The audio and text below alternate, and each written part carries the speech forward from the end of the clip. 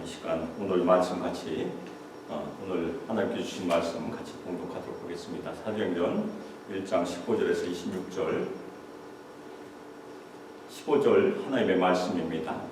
모인 무리의 수가 약 120명이나 되더라. 그때 베드로가 그 형제들 가운데 일어서서 이르되, 형제들아, 성령이 다윗의 입을 통하여 예수 잡는 자들의 길잡이가 된 유다를 가리켜 미리 말씀하신 성령이 응하였으니 마땅하도다. 이 사람은 본래 우리 수 가운데 참여하여 이 직무의 한 부분을 맡았던 자라. 이 사람이 부리에 싹고 밭을 사고 후에 몸이 곤두박질하여 배가 터져 창자가 다 흘러나온지라. 이 일이 예루살렘에 산 모든 사람에게 알려져 그들의 말로는 이 밭을 아겔다마라 하니 이는 피밭이라는 뜻이라. 시편에 기록하였을 그의 황포처를 황폐하게 하시며 거기 관한 자가 없게 하소서 하였고, 또 일렀을 때 그의 직분을 타인이 취하게 하소서 하였도다. 이러함으로 요한의 침례로부터 우리 가운데서 올려져 가신 날까지 주 예수께서 우리 가운데 출입하실 때 항상 우리와 함께 다니는 사람 중에 하나를 세워 이와 더불어 예수께서 부활하심을 증언할 사람이 되게 하여야 하리라 하거늘, 그들이 두 사람을 내세우니 하나는 바사바라고도 하고 별명은 유수드라고 하는 요셉이요, 하나는 마띠아라.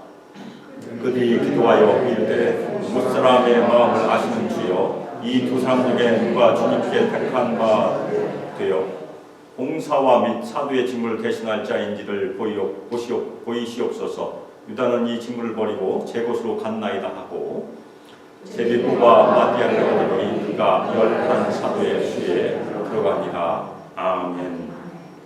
저희가 올해는 하도아다미, 우리 한명우 선생님께서는 하도아다미를 계속해서 4번 가셨고, 저희 다른 팀들은 호청크 지금 2번째 갔죠. 그래서 호청크는 원래 호청그라라는 뜻인데 큰 목소리의 사람들이라는 뜻입니다. 그리고 저희가 방문했던 위텐버그는 호청크가 넓이 퍼져 있는데 그 중에 거의 동쪽에 있는 아주 변방이에요. 그래서 아마도 정에 이렇게 정에 약한 사람들이 아닌가, 저희를 잘 환영해주고 눈물도 많이 흘리고, 그래서 우리 한국 사람들의 정서와 아주 잘 맞는 그런 지역이었던 것 같아요. 그래서 우리 많은 성도들도 같이 참여하시면 그런 우리 한국 사람들이 가지고 있는 정이 그 사람들에게 통한다는 것을 아마 경험하실 것입니다. 그래서 내년에는 많은 성도들이 참여하시리라 믿습니다. 오늘 저희가 살펴보고 있는 이 말씀은 호청크가 아니고 예루살렘이라는 그 지역에서 일어났죠. 그래서 예루살렘에 있는 마가 요한의 어머니 마리아의 소유로 알려진 집의 다락방, 그래서 저희가 이 마가 다락방이라고 불러요. 예루살렘은 어떤 뜻을 가지고 있는 도시입니까? 예루는 도시란 뜻이고 살렘은 평화라는 뜻이에요. 그래서 평화의 도시. 그래서 제가 지도를 올려놨는데 다음 슬라이드 집사님, 이게 구글 맵이에요. 구글 맵. 지금 현재 지도를 제가 올려놨습니다. 이스라엘에 있고 이스라엘 수도가 지금 예루살렘이죠. 그래서 예루살렘이 보이고, 다음 슬라이드 보시면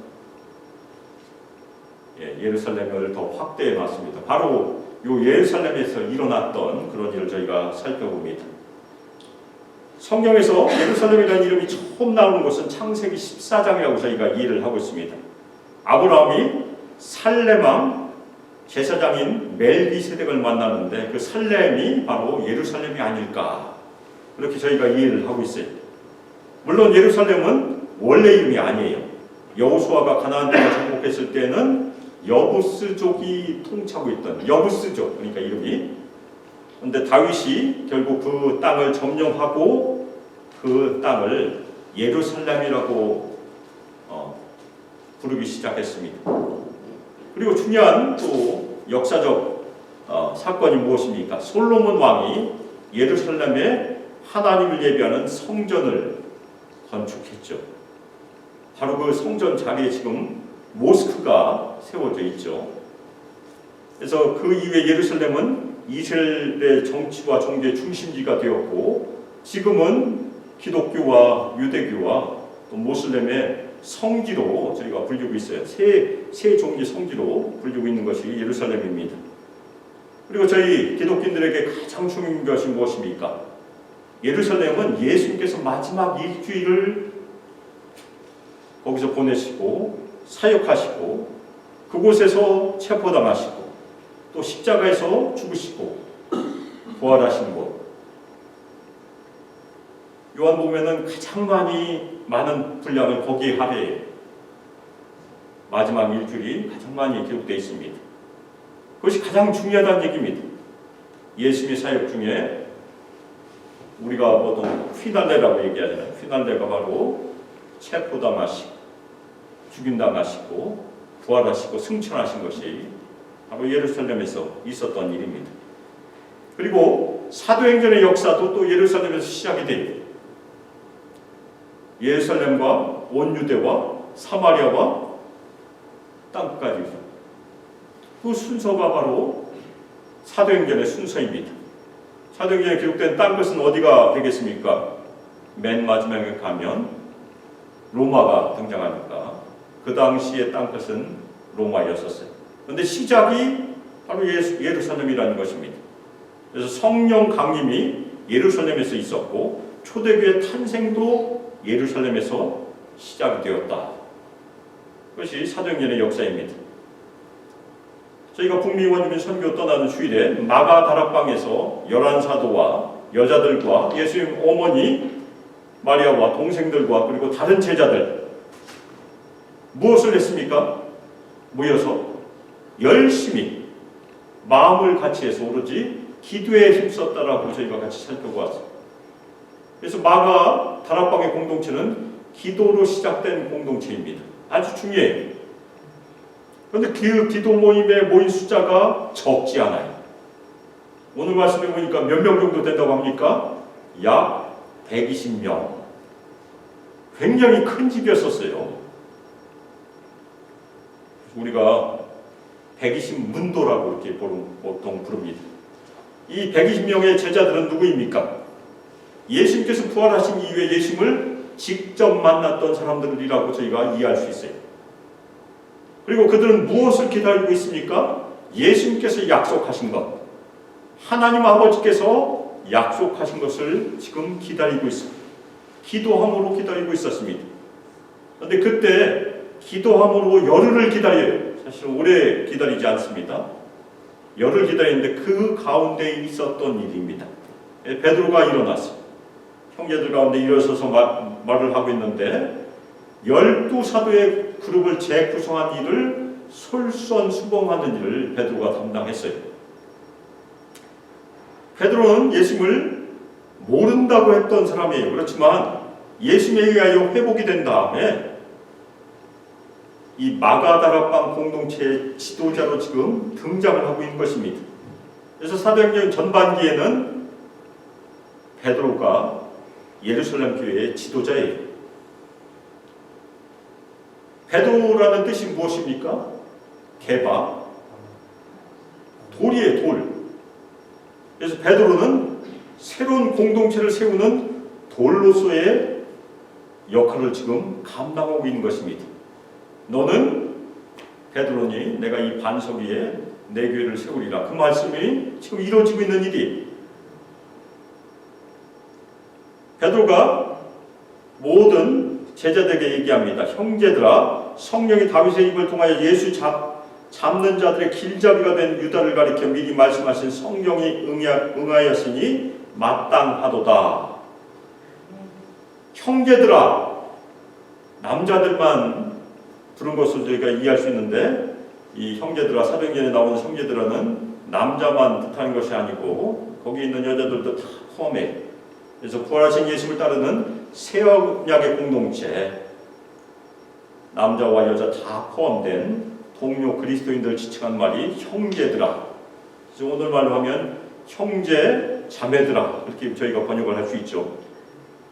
그런데 이 말에서 사도 베드로가 한 이 말에서 굉장히 중요한 것이 성령이 다윗의 입을 통하여 말씀하신 내용이라는 것입니다. 시편은 많은 부분 다윗이 기록했잖아요. 다윗이 시편을 얘기하고 기록했다는 얘기. 그런데 다윗의 시편에 기록된 말씀은 성령의 감동으로 된 것이다. 베드로의 입을 통해서 지금 얘기하는 것이 개인의 기록이 아니고 다윗의 입을 통해서 현재와 미래에 있을 하나님 나라의 뜻이 계시된 것이 시편의 말씀이라고 지금 베드로가 얘기하고 있는 것입니다. 그리고 그 예언은 예수님께 이루어졌다는 것이 굉장히 중요해요.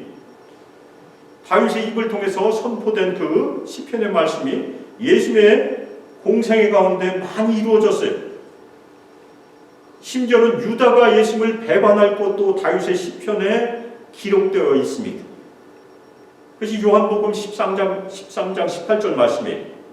그것은 다윗의 시편 41편 9절의 말씀을 인용한 말씀이에요. 요한복음 13장 18절 내가 너희 모두를 가리켜 말하는 것이 아니니라. 나는 내가 택한 자들 누구인지 알미라. 그러나 내 떡을 먹는 자가 내게 발꿈치를 들었다 한 성경을 응하게 하려는 것입니다. 바로 뒤에 나오는 내 떡을 먹는 자가 내게 발꿈치를 들었다 한 성경, 이것이 시편 41편 9절 말씀입니다. 다윗이 예언을 했다는 얘기입니다. 그 예언이 예수님께 이루어졌다는 얘기. 베드로가 계속해서 유다에 대한 다윗의 시편이 어떻게 이루어졌는지를 설명합니다. 이 사람은 본래 우리 수 가운데 참여하여 이 직무의 한 부분을 맡았던 자라. 가룟 유다는 3년 동안 예수님과 예수님의 제자들과 동고동락을 했어요.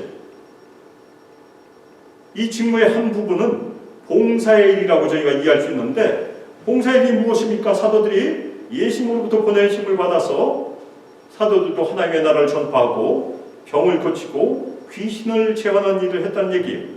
유다도 그 일을 했을 것입니다. 그런데 유다는 자신의 직무를 끝까지 지키지 않았다는 얘기예요. 결국 버렸어요. 그래서 베드로는 유다가 겪었던 아주 끔찍한 죽음에 대해서 설명을 합니다.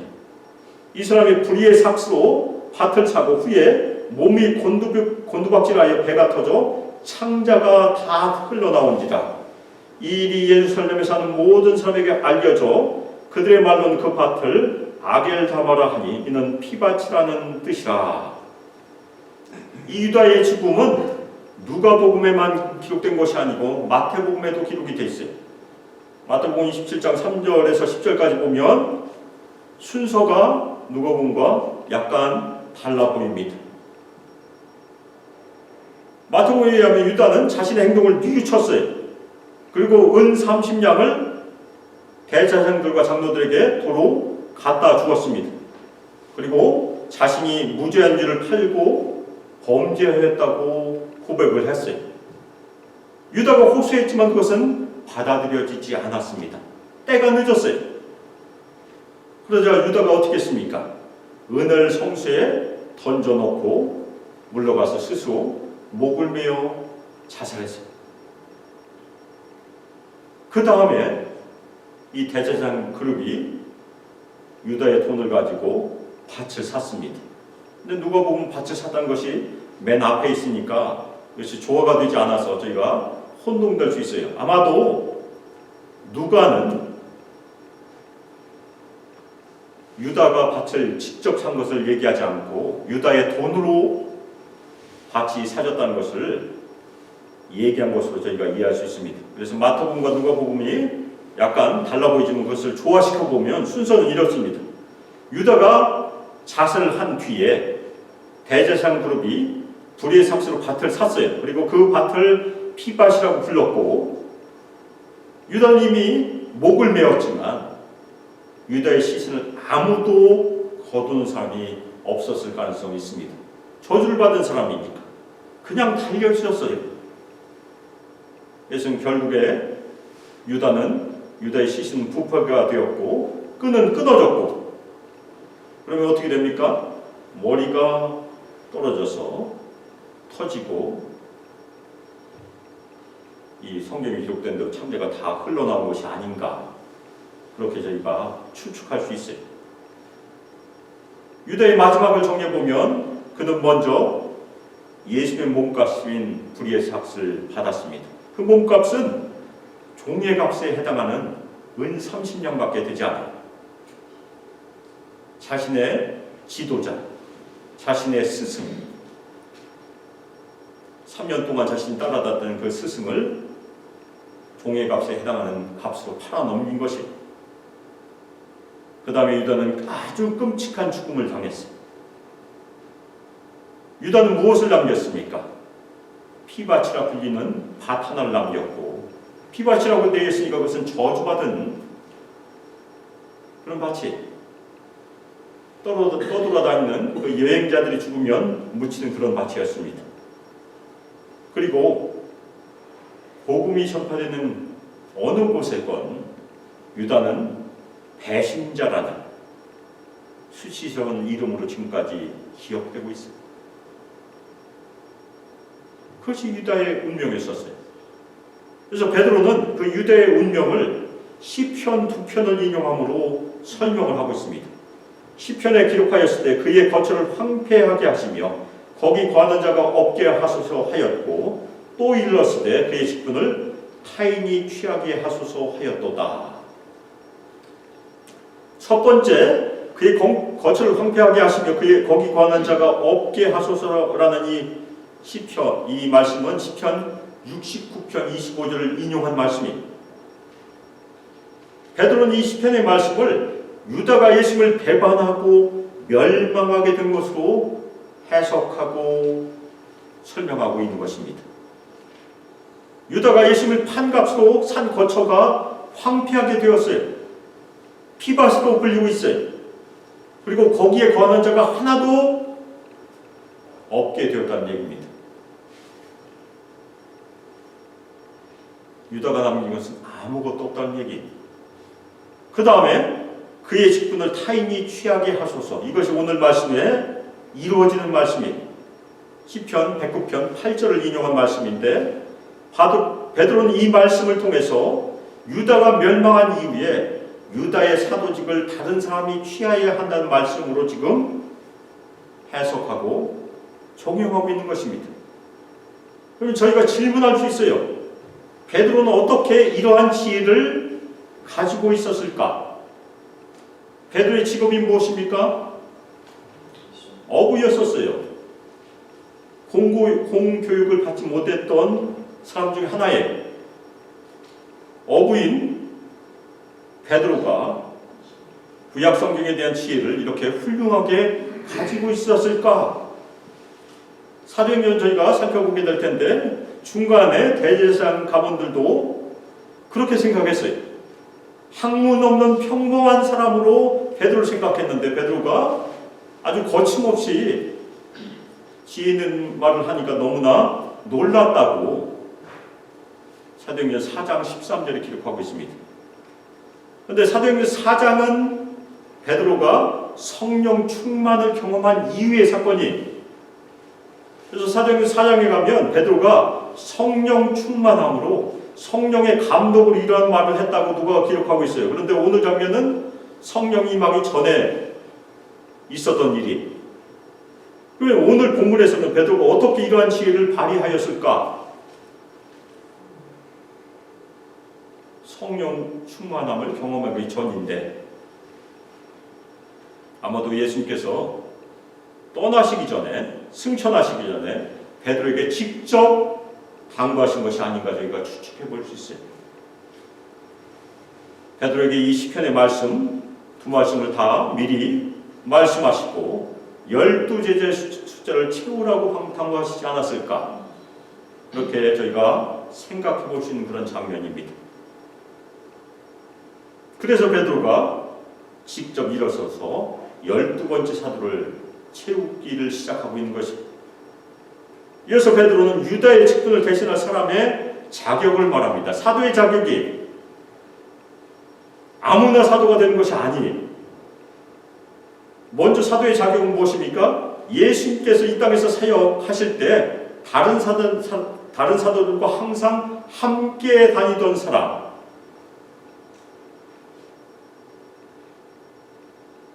그 사람이 첫 번째 자격이에요. 그래서 사도 바울은 우리가 사도라고 부르지만 사도 바울은 이 자격에서 미달돼요. 왜냐하면 예수님과 동행하지 않았으니까. 그래서 저희가 고린도 전후서에 가면 고린도 교회 성도들이 바울을 괴롭힐 때 뭐라고 괴롭힙니까? 너도 사도냐? 바울이 당했던 큰 괴로움 중에 하나였었어요. 그래서 바울이 뭐라고 대답합니까? 나도 예수님을 만났었다. 걸으신 예수님을 만났어요. 그렇지만 사도 바울은 3년 동안 동행하지는 않았어요. 그래서 오늘 말씀에서는 그것이 첫 번째 조건입니다. 증인이 되기 위해서는 이미 목격자가 되어 있어야 된다는 얘기예요. 그래서 사도 바울은 어떻게 계시를 받게 됩니까? 예수님께서 직접 아라비아 광야에서 계시를 해주시죠. 그것이 바울이 자신의 사도권을 주장하는 중요한 증거 중에 하나입니다. 그 다음에 베드로는 이 땅에서 예수님의 사역을 요한의 침례로부터 승천까지로 얘기합니다. 그때까지 예수님과 동행했던 사람이 사도의 자격이 된다는 얘기입니다. 그리고 사도의 직무는 과연 무엇이겠습니까? 11사도들과 함께 예수님의 부활하심을 증언하는 것이 사도의 직무예요. 그래서 사도행전 초기에 보면 베드로와 요한 그리고 다른 사도들도 예수님의 부활하셨음을 열심히 증언하게 됩니다. 이 베드로의 얘기를 들은 많은 사람들, 120명의 제자들이 두 사람을 내세웠어요. 그럼 저희가 또 질문할 수 있어요. 그 자격 조건에 드는 사람이 두 사람밖에 없을까? 어떻게 생각하십니까? 저희가 누가복음 10장에 보면 예수님께서 70명의 제자들을 파송하시는 그런 사건을 저희가 볼 수 있기 때문에 아마도 베드로가 말한 이 자격을 갖춘 사람들은 두 사람보다 훨씬 더 많았을 가능성이 많아요. 근데 최종적으로 아마 두 사람이 추천을 받은 것 같아요. 마가 다락방의 공동체에 의하여 최종적으로 파이널리스트로 두 사람이 남았다는 얘기입니다. 그래서 그 중에 하나가 바사바라고 하는 별명은 유스도, 영어로 얘기하면 저스터스죠. 저스터스. 원래 본명은 요셉입니다. 그리고 또 한 사람이 마띠아라고 두 사람이 추천을 받았어요. 그런데 두 사람 중에 한 사람을 선택하기 위해 사도들은 그 다음에 무엇을 하였습니까? 먼저 그들은 기도를 하였습니다. 기도의 내용이 오늘 말씀에 기록이 되어 있습니다. 무사람의 마음을 아시는 주여, 이 두 사람 중에 누가 주님께 택하신 바 되어 봉사와 및 사도의 직무를 대신할 자인지를 보이시옵소서. 유다는 이 직무를 버리고 제 것으로 갔나이다. 12번째 사도를 채우는 것이 예수님께서 하신 말씀이라는 것을 저희가 이 기도에서도 추측해 볼 수 있어요. 아마도 대표로 아마 베드로가 기도했을 텐데, 베드로가 기도할 때 예수님께 저희가 12번째 사도를 뽑아야 됩니까? 아닙니까를 묻지 않았어요. 원래 순서는 그래야 되잖아요. 주님의 뜻을 물어보려면 그거부터 물어봐야 되지만 그것은 생략되었습니다. 그리고 첫 번째 기도가 주님께 택하신 바 되어, 예수님께서 택하시기를 기도하는 내용이니까 분명히 예수님께서 미리 얘기하셨을 가능성이 더 크다는 얘기입니다. 그런데 여기서 이 기도가 하나님께 드린 기도인지 아니면 예수님께 드린 기도인지를 저희가 물어볼 수 있어요. 이 기도는 하나님께 올려드린 기도입니까? 아니면 예수님께 올려드린 기도입니까? 물론 중요하지는 않아요. 저희가 하나님께 기도드려도 당연히 예수님께 기도드린 것이고, 예수님께 기도드려도 하나님께 기도드리는 것이에요. 그런데 누가복음 그리고 사도행전 우리가 보는 이 문맥에 보면 예수님을 주라고 부릅니다. 로드라고 하면 대부분 예수님을 뜻하고 있어요. 6절과 21절에 보면 예수님을 주라고 부르고 있기 때문에 오늘 이 기도의 내용도 문맥으로 살펴보면 예수님께 직접 기도를 드린 것으로 저희가 이해할 수 있어요. 12제자를 사도로 처음 부르신 분은 누구이십니까? 예수님이세요. 예수님께서 12제자를 택하셨기 때문에 유다 대신에 12번째 제자를 택하신 분도 예수님이시라고 저희가 이해할 수 있는 그런 장면이에요. 따라서 이 당시의 제자들의 믿음은 무엇입니까? 승천하시고 하나님 우편에 앉으신 예수님께서는 지금도 마가다락방의 공동체를 다스리고 계신 분이시라는 그 믿음으로 예수님께 기도했다는 얘기. 그리고 또 하나 중요한 호칭이 여기 있습니다. 무사람의 마음을 아시는 주여라고 불렀는데 사도행전 15장 8절에 가면 무사람의 마음을 아시는 하나님이라고 기록이 되어 있습니다. 이때는 하나님이라는 단어가 있기 때문에 이것은 분명히 하나님을 지칭합니다. 그래서 사도들이 지금 기도하는 중요한 내용은 무사람을 아시는 예수님, 무사람을 아시는 하나님이라는 것이 동일하다는 얘기예요. 부활하시고 승천하신 예수님께서는 하나님과 동일하게 사람들의 마음을 감찰하시고 택하시고 보이시는 분이시다. 그것이 오늘 말씀에 등장합니다.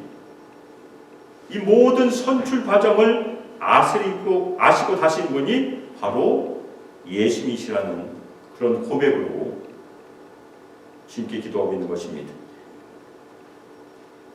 그 다음에 이 사람들은 유다를 어떻게 뽑았습니까? 현대교회에서는 우리가 투표를 하고 있죠.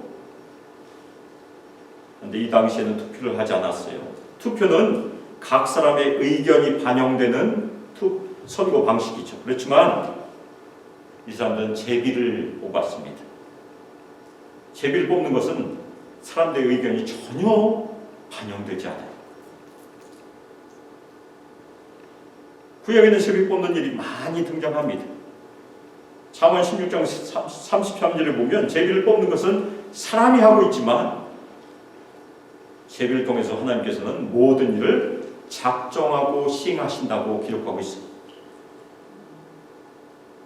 그래서 120명의 제자들은 제비를 뽑아서 마티아를 얻어서 11사도의 수에 12번째로 사도를 선출했어요. 그러면 예수님께서는 왜 유다의 자리에 마티아를 세우셨을까? 11명의 사도로도 충분하지 않았을까? 어떻게 생각하십니까? 아마도 부활하시고 승천하신 예수님께서는 예수님을 증거하는 새로운 시작에 12명이라는 완전한 숫자를 채우시고 시작하려고 계획하신 것이 아닌가. 저희가 그렇게 예수님의 의도를 이해할 수 있는 그런 장면입니다. 물론 중간에 요한의 형제 야고보 사도가 순교를 하게 됩니다. 헤롯의 칼에 야고보가 죽어요. 그런데 그때는 12번째를 채우지 않아요. 계속해서 채우지 않습니다. 사도들이 순교할 때 채우지 않아요. 마지막으로 요한이 천수를 들고 주님께 돌아감으로 12사도는 이 땅에서 사라지게 돼요. 그것이 사도 시대의 끝입니다.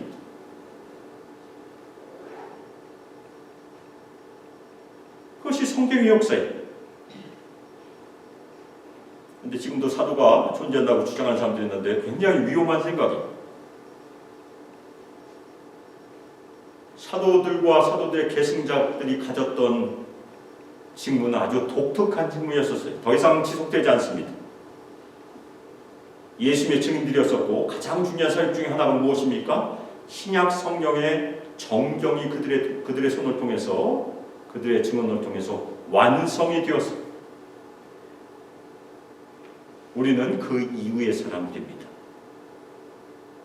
그래서 우리 예수님의 제자들도 지금은 하나님의 말씀이 있기 때문에 하나님의 말씀을 들고, 아멘입니까? 그때는 하나님의 말씀이 책으로 없었어요.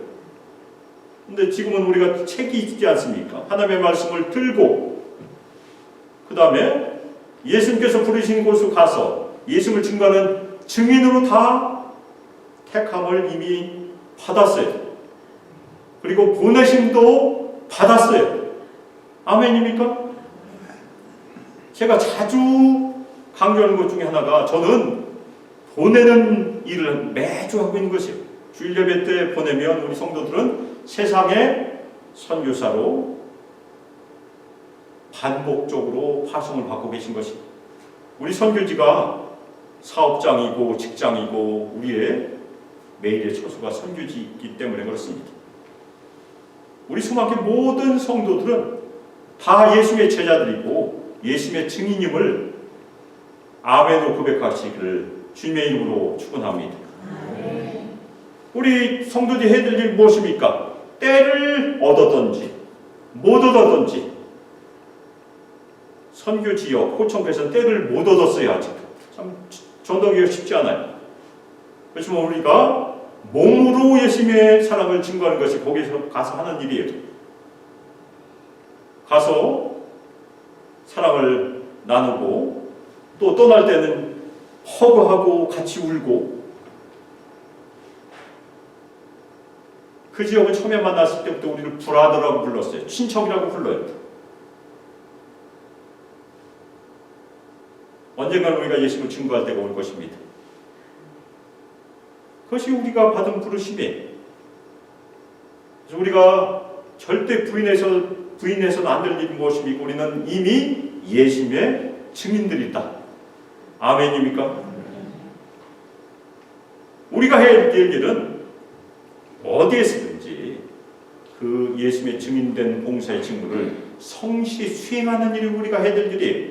주님께 제가 증인입니까? 물으면 안 된다는 얘기예요. 이미 증인이에요. 그래서 우리 모든 성도들 증인한 것을 다시 한번 확신하시고 어디서든지 하나님 나라를 확장하는 일에 모두 참여하시기를 주님의 이름으로 축원합니다. 오늘 두 분께서 간증하셨고 다음 주에도 우리 한명훈 집사님 그리고 이민철 집사님께서 간증하실 것이에요. 이 간증을 들으시고 특별히 우리가 해야 될 일은 무엇입니까? 2025년 북미 원주민 선교 이미 시작이 된 것이에요. 지난주부터 그 선교를 마음에 품고 열심히 기도하고, 지금부터 건강 잘 지키시고, 버스 오래 타는 것이 두려우시면 비행기 타시면 돼요. 이번에 한번 시도해봤어요. 몇 사람이 비행기를 타고 시카고까지 가셨어요. 그러면 버스가 픽업을 할 것이고, 오해여공이 좀 어려우시면 말씀해 주시면 저희가 미러키 쪽에다가 부탁을 할 거예요. 미러키가 더 가까우니까. 미러키도 공항이 있어요. 당연히. 여기 BW에서 직행이 있습니다. 직항이 거기까지 있어요. 제가 옛날에 직항 타고 여기 왔으니까 지금도 있을 것이에요. 직항 가시면 제가 미러키 팀에다가 부탁해서 거기서 3시간만 가시면 됩니다. 못 갈 일이 없어요. 핑계댈 일이 없을 것입니다. 그래서 열심히 기도하시고, 특별히 우리가 해야 될 일이 무엇입니까? 1년 동안 예수님의 사랑으로 우리를 충만하게 채워주시길 기도해야 돼요. 우리가 몸으로 전도해야 되니까, 입으로 못하니까